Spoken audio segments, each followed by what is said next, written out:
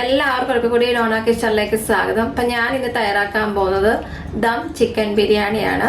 ഇത് 3 സ്റ്റെപ്പായിട്ടാണ് ചെയ്യുന്നത്.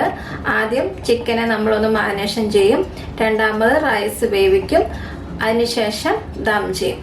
അപ്പം ഓരോ ഘട്ടമായിട്ട് ഞാൻ നിങ്ങൾക്ക് പറഞ്ഞു തരാം.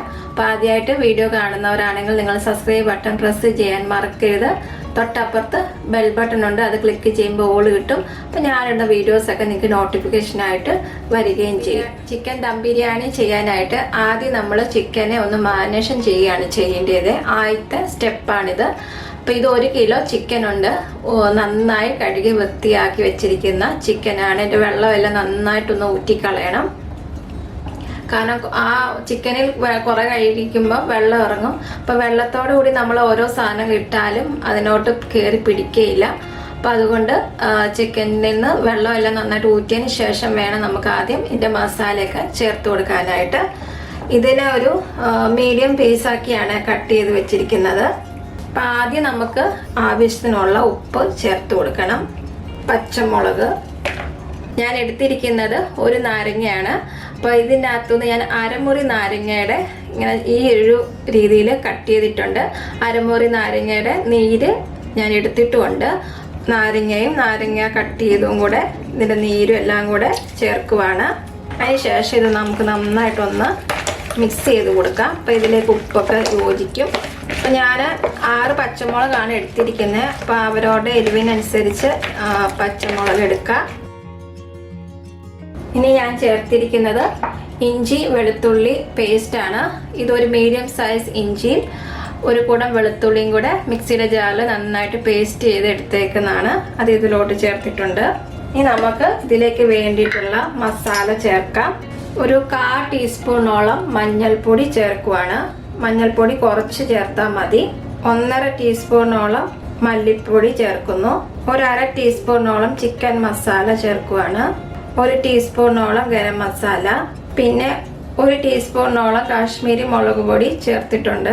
പിന്നെ നമുക്ക് ബിരിയാണിയിലേക്ക് വേണ്ടിയത് ഞാനൊരു 4 സവോള സ്ലൈസ് ആയിട്ട് കട്ട് ചെയ്തിട്ട് എണ്ണയിൽ വറുത്ത് കോരിയെടുത്തതാണ്. സൺഫ്ലവർ ഓയിൽ വറുത്ത് കോരിയെടുത്തതാണ്. ഇത് ബ്രൗൺ കളറിൽ നമ്മൾ വറുത്ത് കോരിയെടുക്കണം. അപ്പം ഇതിൻ്റെ പകുതി ഞാനിപ്പം ചിക്കനിൽ ചേർക്കും, പകുതി നമുക്ക് ബിരിയാണി ദം ചെയ്യുന്ന സമയത്ത് വേണം. അപ്പം ഇതിൻ്റെ ഒരു പകുതി ഇതിലോട്ട് ചേർക്കുവാണ്. പിന്നെ വേണ്ടത് മല്ലിയിലയും പുതിനയിലയുമാണ്. അതിനകത്ത് കുറച്ച് പുതിനയില കുറച്ച് കൂടുതൽ വേണം. ബാക്കി നമുക്ക് ബിരിയാണി ദം ചെയ്യുന്ന സമയത്ത് ആവശ്യമുണ്ട്. 2 ടീസ്പൂണോളം തൈര് ചേർക്കുവാണ്. ഇത് അതായത് നല്ല കട്ടി തൈര് ചേർക്കണം. പുളിയില്ലാത്ത തൈര് ചേർക്കാനായിട്ടും പ്രത്യേകം ശ്രദ്ധിക്കണം. പിന്നെ വേണ്ടിയത് നമുക്ക് ഓയിലാണ്.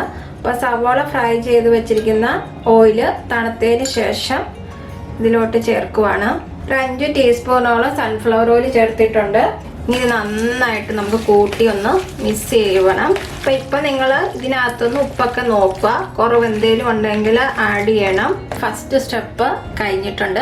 ഒരു 2 മണിക്കൂറെങ്കിലും ഈ ചിക്കൻ അടച്ചു വെച്ച് ഫ്രിഡ്ജിൽ വെച്ചിട്ട് ദം ചെയ്യുവാണെങ്കിൽ ഏറ്റവും നല്ല ടേസ്റ്റാണ്. അപ്പം ഈ ദം ബിരിയാണിയുടെ 2ാമത്തെ സ്റ്റെപ്പ് എന്ന് പറയുന്നത് റൈസ് വേവിക്കുന്നതാണ്.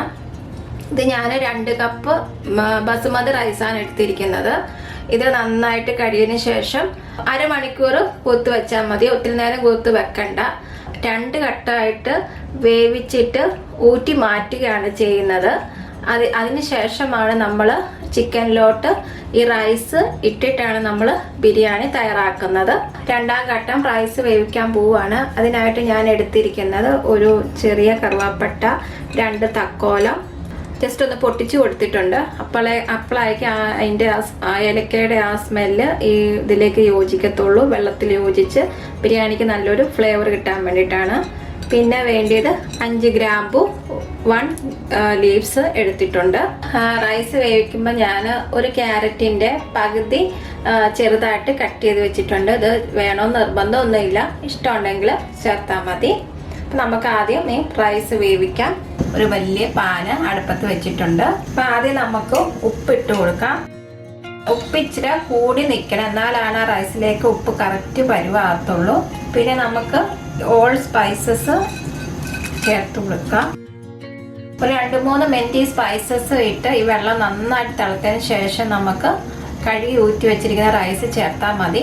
കട്ട് ചെയ്ത് വെച്ചിരിക്കുന്ന ക്യാരറ്റ് കൂടെ ചേർക്കുകയാണ്. അപ്പം ഞാൻ പറഞ്ഞല്ലോ 2 ഘട്ടമായിട്ടാണ് ഈ റൈസ് നമ്മൾ ഊറ്റി മാറ്റുന്നത്. അപ്പോൾ ആദ്യം ഇടുന്ന റൈസ് ഊറ്റാനായിട്ട് ഞാനൊരു കിട്ടപാത്രം എടുത്തു വെച്ചിട്ടുണ്ട്. അപ്പം നമ്മൾ മസാലയൊക്കെ ഇട്ട വെള്ളം നന്നായിട്ട് തിളച്ചിട്ടുണ്ട്. 2-3 മിനിറ്റ് ഒന്നുകൂടി നന്നായിട്ട് തിളക്കട്ടെ. അപ്പോഴത്തേക്ക് ഇതിൻ്റെ സ്പൈസസ് എല്ലാം ഈ വെള്ളത്തിലേക്ക് യോജിച്ച് നമ്മുടെ ബിരിയാണിക്ക് നല്ലൊരു സ്മെല്ല് കിട്ടും. അരമണിക്കൂറായിട്ട് കുത്തു വെച്ചിരിക്കുന്ന റൈസ് ഇതിലോട്ട് ചേർത്തിട്ടുണ്ട്. തീ ഹൈ ഫ്ലെയിമിലാണ് ഇട്ടിരിക്കുന്നത്. നല്ലപോലെ തിളച്ചതിന് ശേഷം പകുതി റൈസ് ഞാൻ ഒരു കിട്ടപാത്രത്തിലേക്ക് ഊറ്റി മാറ്റി വെക്കും. അതിന് ഇങ്ങനത്തെ ഒരു അരിപ്പയുണ്ടെങ്കിൽ വളരെ നല്ലതാണ്. നമ്മുടെ റൈസിന് ഊറ്റി മാറ്റാനായിട്ട് വളരെ നല്ലതാണിത്. ഇനി ഒരു നാരങ്ങാ നീരും കൂടെ ചേർക്കുകയാണ്, കാരണം നമ്മുടെ റൈസ് ഒട്ടിപ്പിടിക്കാതിരിക്കാനായിട്ട്. ഇപ്പൊ ഇതിന്റെ ഈ റൈസിന്റെ ഒരു പരുവം കണ്ടത് വെന്ത് തുടങ്ങാറായ സമയത്ത് നമുക്കിത് മാറ്റാൻ പോവാണ്. ഞാൻ പാത്രത്തിലോട്ട് പകുതി റൈസ് മാറ്റാൻ പോവാണ്. അതായത് ഒന്ന് തിളച്ച് ഒരു 2-3 മിനിറ്റിന് ശേഷമാണ് ഇത് ഞാൻ മാറ്റാൻ പോകുന്നത്. ഇപ്പൊ കണ്ടത് ഞാൻ പകുതി മാറ്റിയിട്ടുണ്ട്. കിഴുത്തപാത്രത്തിൽ മാറ്റിയിട്ടുണ്ട്. ആദ്യം ഊറ്റിയ റൈസിന് ശേഷം 2 മിനിറ്റിന് ശേഷം അടുത്തത് ഞാൻ മാറ്റാൻ പോവാണ് വേറൊരു പാത്രത്തിലോട്ട്. ഇനി നമ്മൾ ദം ചെയ്യാൻ പോവാണ്. അതിനായിട്ട് ഒരു അടുപ്പുള്ള പാത്രം വേണം. അപ്പൊ ആദ്യം നമ്മൾ ചിക്കൻ ചേർത്ത് കൊടുക്കുകയാണ്. മാരിനേഷൻ ചെയ്ത് വെച്ചിരിക്കുന്ന ചിക്കൻ ഇതിലോട്ട് ചേർക്കുകയാണ്. തീ ഒന്നും ഞാൻ ഓണാക്കിയിട്ടില്ല കേട്ടോ. ഇപ്പം ഇതെല്ലാം നന്നായിട്ട് പ്രസ് ചെയ്ത് വെക്കുക. ഇപ്പൊ ചുവട് കട്ടിയുള്ള പാത്രം വെക്കണം. കട്ടി കുറഞ്ഞ പാത്രത്തിൽ വെച്ച് കഴിഞ്ഞാൽ നമ്മളിത് ദം ചെയ്തെടുക്കുന്ന സമയത്ത് ചിലപ്പോൾ അടുക്കി പിടിച്ച് കരിഞ്ഞു പോകാൻ സാധ്യതയുണ്ട്. അതിനുശേഷം നമ്മൾ ആദ്യം ഊറ്റി മാറ്റി വെച്ചിരിക്കുന്ന റൈസ് ഇതിലോട്ട് ചേർക്കുവാണ്. എന്തിനാണ് ഇങ്ങനെ 2 ടൈപ്പ് നമ്മൾ വെച്ചെന്ന് ഉദ്ദേശിച്ചാൽ ഒരേപോലെ റൈസ് വേവാനായിട്ടാണ് ഇങ്ങനെ നമ്മൾ 2 രീതിയിൽ റൈസ് വേവിച്ച് ഊറ്റി മാറ്റി വെച്ചേക്കുന്നത്.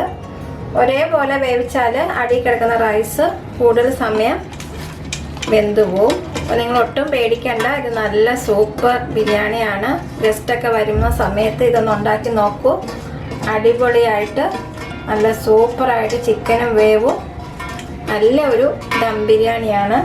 നിങ്ങൾ ഇത്രയും നേരം കഷ്ടപ്പെട്ടതിൻ്റെ ആ ഒരു പ്രതിഫലം ആ ബിരിയാണി കഴിക്കുമ്പോൾ കിട്ടും. പിന്നെ നമുക്കിതിലേക്ക് കുറച്ച് വറുത്ത് കോരി വെച്ചിരിക്കുന്ന സവോള ചേർക്കുക. പിന്നെ മല്ലിയിലയും പുതിനയിലയും. അപ്പം അതിൻ്റെ മുകളിലായിട്ട് ഞാനിപ്പം നമ്മളിപ്പോൾ ലാസ്റ്റ് വേവിച്ച് വെച്ചിരിക്കുന്ന റൈസ് ചേർത്ത് കൊടുത്തിട്ടുണ്ട്. വീണ്ടും നമുക്ക് മല്ലിയില പുതിനയില, അത് നമ്മുടെ ബിരിയാണിക്ക് നല്ലൊരു ഫ്ലേവർ കിട്ടും. കുറച്ച് കാഷ്നട്ട് ഉണക്കമുന്തിരിങ്ങായി നെയ്യിൽ വറുത്ത് കോരി മാറ്റി വെച്ചിട്ടുണ്ടായിരുന്നു. ഈ കാഷ്നട്ട് ഒരുപാട് വറുക്കണ്ട, കാരണം ദം ചെയ്യുന്ന സമയത്ത് ഇതിൻ്റെ കളർ ഒരുപാട് ഡാർക്ക് കളറായിട്ട് മാറും. അപ്പം ഇളം കളർ ആകുമ്പോഴത്തേക്ക് ഒന്ന് മാറ്റിയാൽ മതി. ഇഷ്ടമുണ്ടെങ്കിൽ ചേർക്കുക. പിന്നെ ഇതിൻ്റെ മേലോട്ട് നമുക്ക് 2 ടീസ്പൂണോളം നെയ്യ് ചേർത്തിട്ടുണ്ട്.